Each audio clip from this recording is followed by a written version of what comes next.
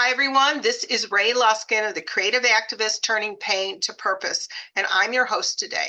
And I always start with a poem. So here's one for Canela that I wrote. You didn't find awakening by leaving the world. You found it by meeting yourself inside it, by listening where it hurt, by staying when silence felt safer, by letting the body speak what words could not. You remind us that healing is not escape, it is presence. The joy is not forced. It arrives when we feel safe enough to be real. And in your work, we remember we don't have to disappear to be free. You only have to come home. I'm so honored today to have with us Canela Michelle Meyers, a survivor, teacher, healer, author, and guide who's been supporting people to awaken to themselves through Transform Awake life coaching and programs since 1999. Welcome, Canela. Thank you. Thank you. Nice poem too. Lovely. Oh, good. Really, I started, I just started originally I just wrote poems, and I said, oh, I'm going to write them especially for people. So it's really feels good to me that I can tap into people and most of them land. So that's really nice. yes, no, it definitely does. Especially the part about not disappearing and not pushing ourselves out either, but right in the middle of that is right where we are, at home with who we are, the one that gets to hear this wonderful person that has been given to each of us, right?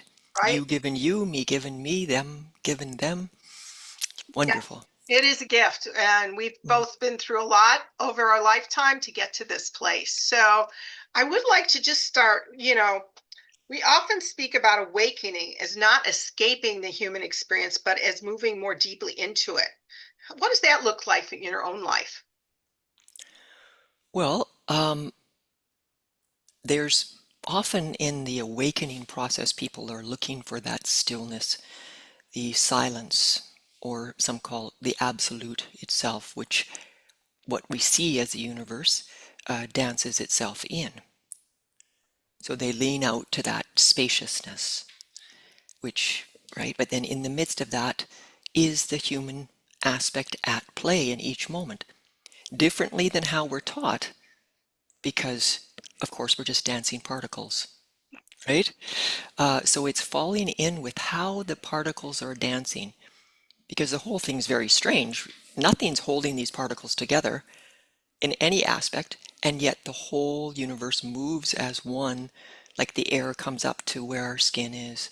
The, you know, those glasses that you're wearing, they stay on your head even though they're particles with more space, and your head is particles with more space. So why is it, we don't need to even look at that, how there is a magnetic pull that holds whatever it is in existence that we can see and touch and be with in our human 3D experience, I guess that I'd love, that's actually an invitation. It's part of the absolute, it's part of the silence, it's part of that at play. So that's the part that I was getting to. Sorry, I okay, just no, wanted to that's all finish right. that, I'd but love to know how you got to this philosophy. You're not necessarily, that isn't something you get as a little girl or anything like that. It's where did this come from? Let's talk about a little bit about your healing path. And I think people would love to hear a little bit about your background. well, it's actually was with all of us first because we are awareness at play and we don't really even recognize that we have a body as a baby, and go through this extreme weird experience of separating from the mother and so forth. So that's to say, I came in as a very sensitive, always open person. And how I saw the world as a child and how other people spoke about it was always different. And this is in my books and, other We were going to get interviews to and that. stuff. You want us Yeah, to? no, but I mean, so that's part of what I needed to do was find a way to live in this world because my world didn't seem like it was the same as anybody else's. And Right. so that's part of the process is this um, learning to navigate life. And the funny thing is, it's completely unique for all of us because there is no two. So that uniqueness fired me into being quiet for the most part. And then my sons were born. So this is more the story I think that you were looking for, is my sons were born. First one was born. I could see instantly he was innocent and he was whole. And he is innocent and he is whole. And then my second son was born, and then I could see instantly he's also innocent, he's whole, and he's unique. Like even though these two were boys, whatever, they were completely unique, different. There wasn't anything similar. And so that made me look at myself and go, well, I don't feel innocent, whole, or unique. So what happened? So, And that's what really sent me on the journey of exploring what happened. okay, I think people need to hear a little bit about your backstory, that how you saw the world. When you say, when you were young, you saw light, you saw, what I would say are auras and things like that most people don't see. And you could read people in a different way. And how did that set you apart? How did it shape you? And I think that's where you're going with some of this, but I also want to talk about the abuse later. We can go on to that when you tell you about your other book. Right.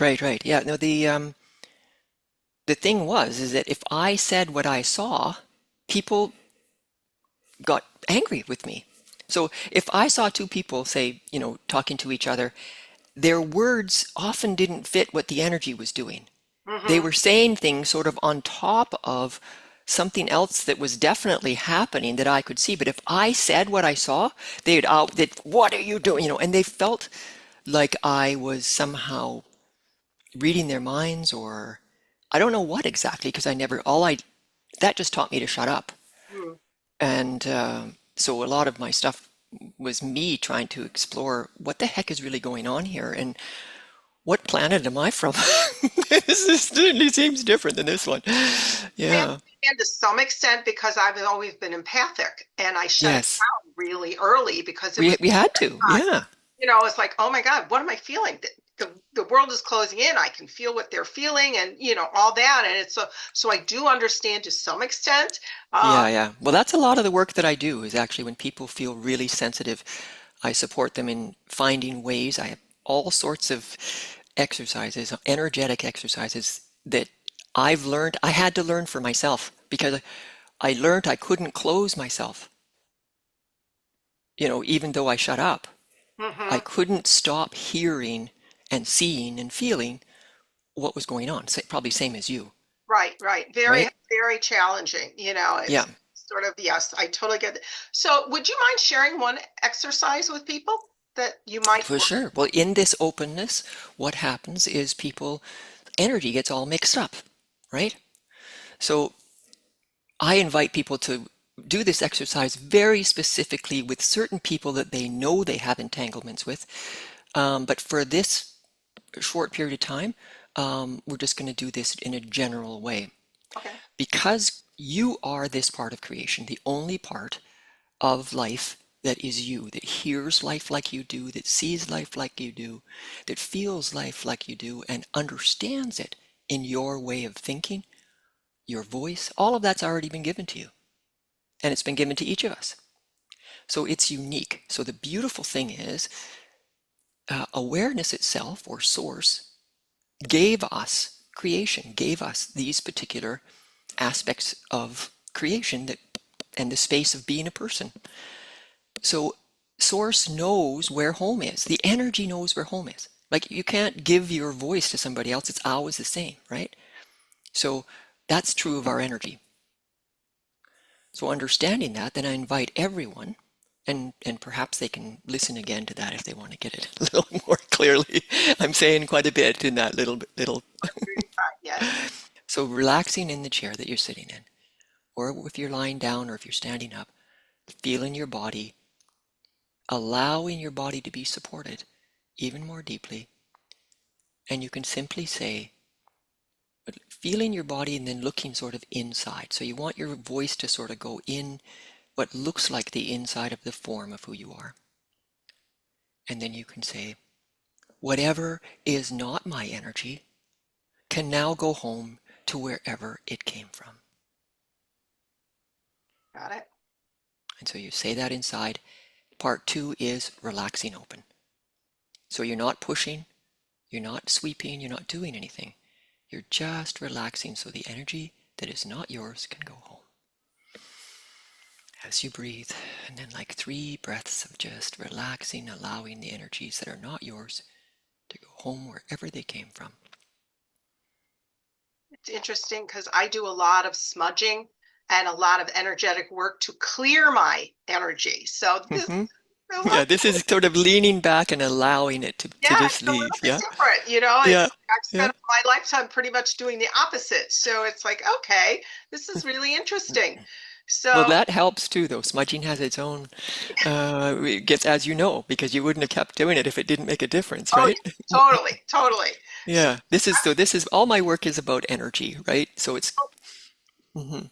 well, let's talk about energy and trauma Well, healing. let's just do the other side of this exercise before we carry on, Okay, sorry. because there's part two. Part two is wherever your thoughts have gone, wherever your worries have gone about the past, about the future, where is the money?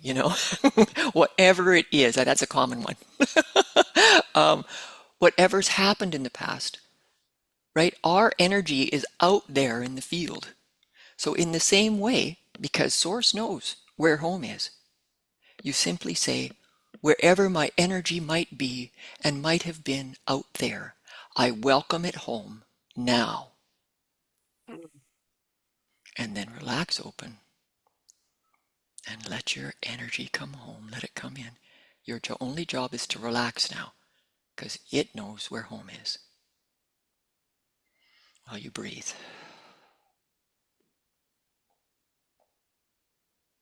And usually, the first time people do that, they feel quite a bit of energy come home. I know I want to shift gears a little bit and talk Mm-hmm. about how this energy work relates into the trauma you experienced. Talk about a little bit about your books and why you wrote them. So Mm-hmm. let's make that little Yeah. bit of transition here. Okay. Well, I'll start with my second book, which is From Rape to Freedom.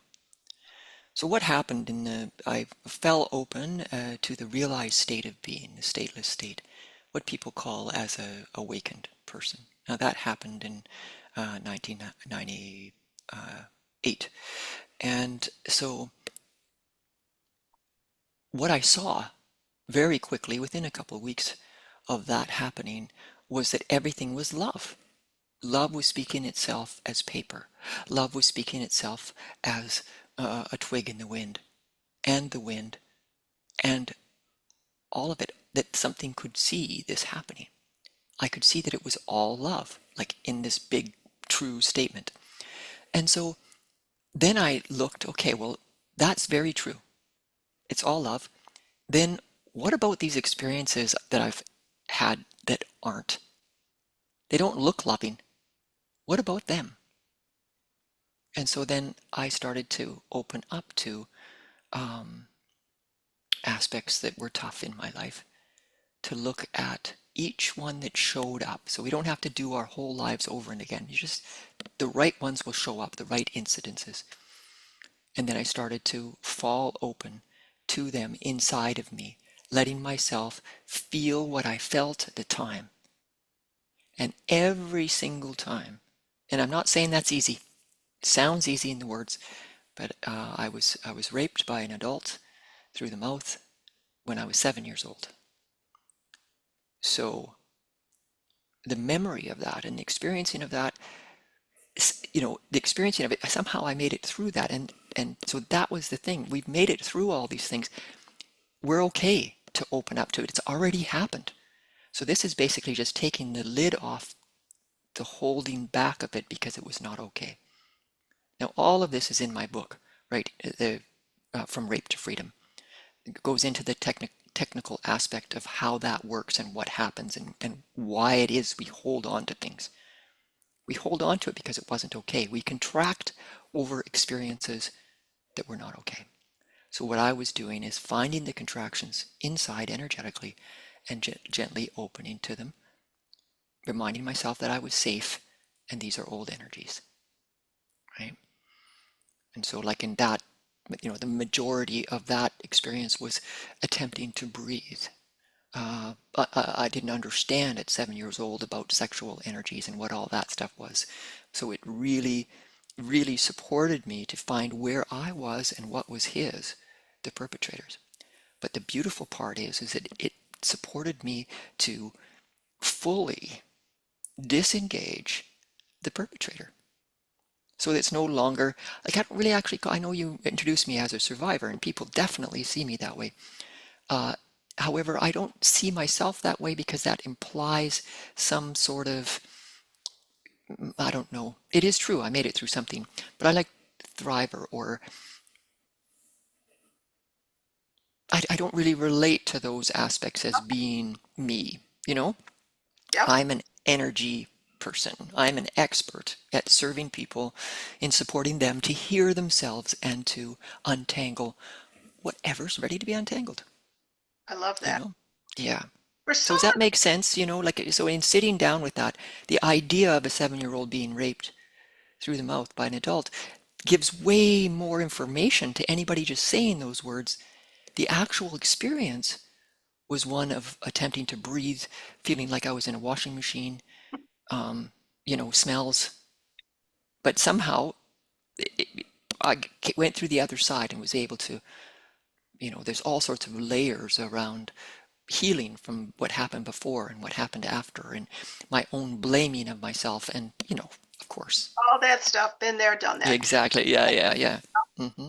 Yes, my gag reflex is real quick uh, from that experience myself. Right. So Yeah. I get it. Um, so for someone who feels silenced or disconnected, unsure to feel safe in their body again, where might they begin? In a safe room and looking around, feeling gravity hold their body, relaxing their body, right? Gravity holding here, and have their eyes open and look around and just say, I am safe. I am safe right here. It needs to be said out loud so you can hear it on the outside as well as you're thinking of it and being aware of it is what happens on the inside. Mhm. But then when you hear your own words saying, I am safe, it starts to bring some sort of harmony and balance to the feeling of not being safe. And it also helps the body to relax open to the feeling of being safe rather than being caught up with that feeling of unsafe and attempting to land and never been able to feel like you can land. Yeah. I know I use a lot of Hmm. affirmations, and one of mine is I'm held, I'm protected, I'm safe. Yeah, Those, and that's utterly important to actually be safe at that moment, though. right, right. To So look around and see you are safe, the roof is not caving in, you right. know, Totally. And I exactly. usually, Hmm. when I experience the most out of those is when I'm like at the beach where I feel so connected to spirit that that's my safe place. Hmm. So I went there early this morning for the same reason because I had some stuff going on, and those are the words I Yeah, use. So yeah. I totally understand what you're saying. And I And like what you said, that I had some stuff going on. There isn't a place that you're going to get to that there isn't stuff going on. So, you know, yes, you get more adept, right? yeah, At being with yourself and learning how to best meet in the kindest, most loving way towards yourself. And because we're part of the absolute at play as a human being, we're part of it all. We're not separate. And so we're going to keep hearing and seeing and feeling aspects of being human because we're not separate from all of them until those things have come to harmony with everyone. So, basically this lifetime, but what that process is life becomes lighter. You are lighter. Everything's lighter and more loving and more joyful and more easy. So lighter, right? Enlighten. That's what that means. Enlightenment is that process of becoming lighter and lighter and lighter. And even in the realized state, that still remains available because the universe is in expansion. So, mm, you describe yourself as a joy therapist, which I love. It's a great phrase. yes. So, how would you define joy? And how is that different than happiness? Well, it's so funny, actually. Everybody knows. It's just like love. Even though, I mean, I might say in one, like just you even saying that joy therapist, and right, right away that this joy lightens up. So how is that different than happiness? Um, I don't know, but I know that it's joy. And every single person knows when they're feeling joy, just like when they're feeling love. And it's usually unique to the moment. Like, I don't know that there's ever been love that's been like totally open when I've felt it. Does it repeat it exactly in the same way? No. And it doesn't for anyone. I can say I love my father who's left his body and, but he's still around. Because that's one of the things about right being very sensitive is that you get to hear all the realms and become more comfortable feeling safe with your own magical abilities, right? Yes. Mm. Does that answer your question though? I wonder, did I leave it? Well, yeah, how do I know the difference between joy or happiness? I just do. Happiness seems like a more overall ongoing vibe, you know? And then joy is like when it spikes up. Woohoo! Sort of like awe and wonder. It's like is Truly. different than happiness.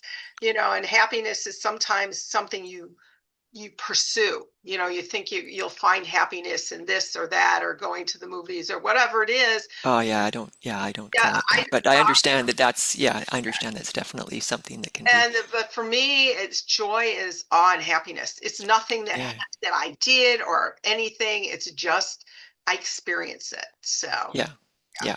Yeah, it just comes. And often mostly without anything, as you said. Sometimes with stuff like in relationship with another.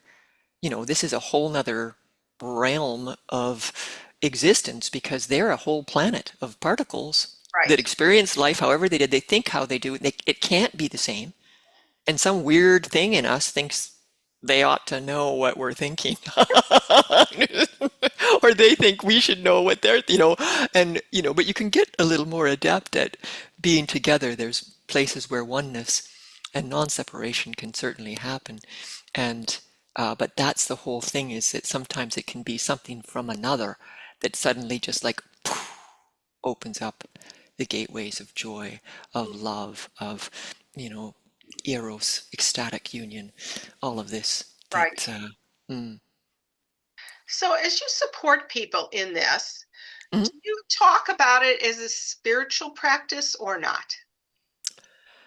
I I like to talk to it about it as a uh, human allowing the spiritual within the humanness.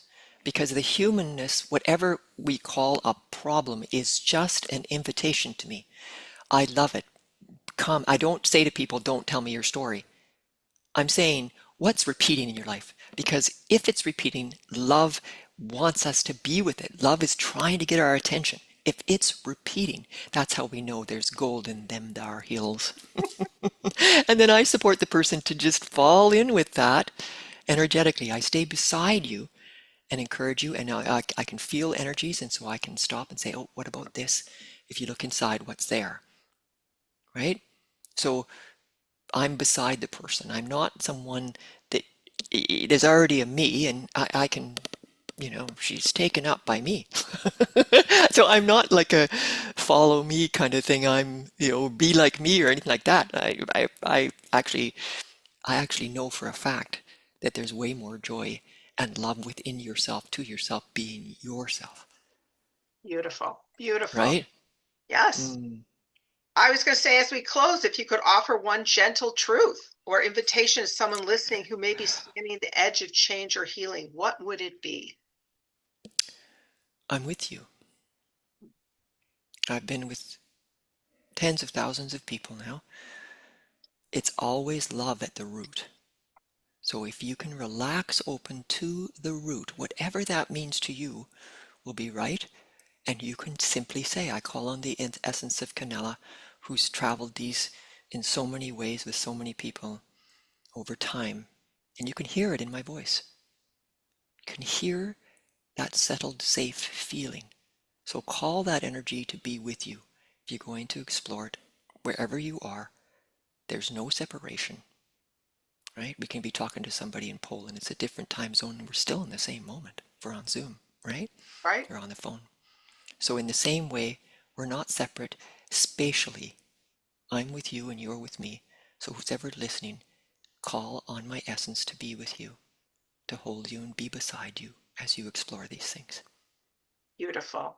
And how can Mm. people get a hold of you? Where will they They find can you? And Google Canela Michelle. Just Google Canela Michelle, and they'll find me. They'll find my YouTube channel. They'll find my books. My other book is Right Here, Right Now Meditations. They'll find me on Facebook.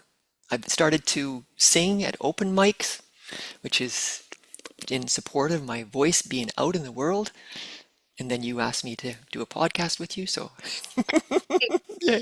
we met in a group that we're in together, and Yes, we yes. clicked. It's like, Mm-hmm. okay, I Mm-hmm. like, yeah. Yeah. I look forward to Yeah. next program with you, Mm-hmm. because we could use the energy, my art, for healing, and it'd be beautiful. Yes. I can Mm. see that. That is part of my new vision, girl. So, Mm-hmm. Okay, let's talk about that. That's for sure. well, Nella, thank you for your courage, your compassion, and your willingness to walk with people in the places where healing and awakening meet. Absolutely my honor. Reminds us that freedom isn't something we achieve, it's something we allow when we Perfect. stop Yes. abandoning ourselves. And as always, remember your story matters, your healing Mm-hmm. matters, and you don't have to walk this path alone. Mm-hmm. Subscribe to my Substack and YouTube channel. You can join my movement at Creative Activists, Turning Pain to Purpose. When we uplift survivors, and I know you don't like that word, and build a world rooted in healing, justice, and creative courage. Thank you, everyone, for listening today. Mm-hmm. Thank you, everyone. Thank you.